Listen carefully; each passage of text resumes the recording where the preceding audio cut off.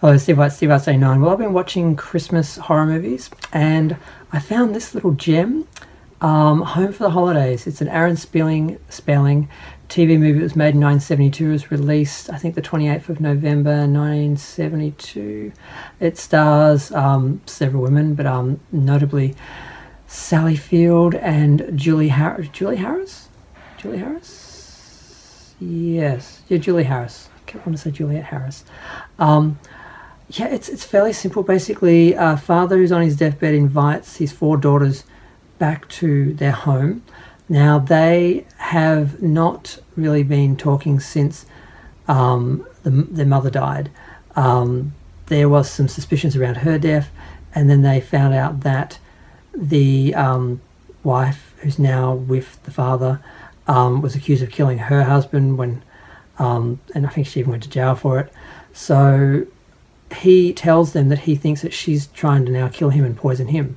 So even though they hate him and think that he's responsible for their mother's death, they are trying to save him from being killed by the wife, the new wife, the stepmother.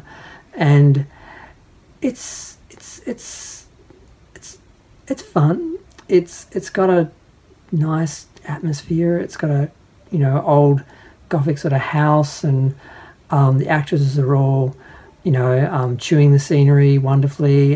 Sally Field is playing the youngest daughter, which is always kind of funny to see her in her younger roles because she's been acting so long. You get used to seeing her as an adult and older, and then you see her playing, you know, the younger sister in that. It's kind of funny.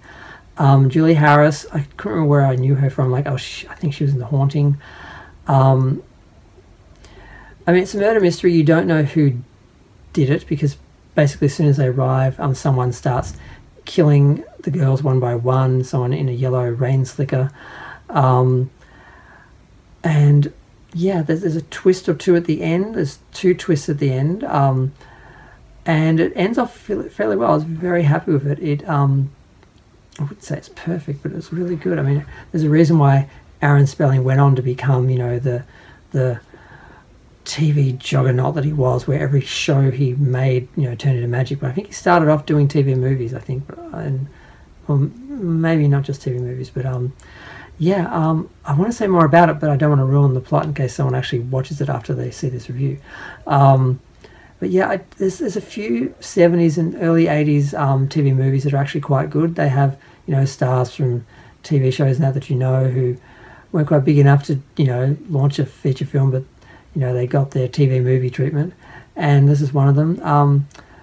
There's another one starring Rhoda, where she's being chased by a guy. She's in a car, and it's like a highway sort of thing. There's a few like that. I think Jacqueline Smith done one as well. There were a few made in the 70s that were really good, and this is one of them. And Christmas isn't the most important element of it, but it is part of it.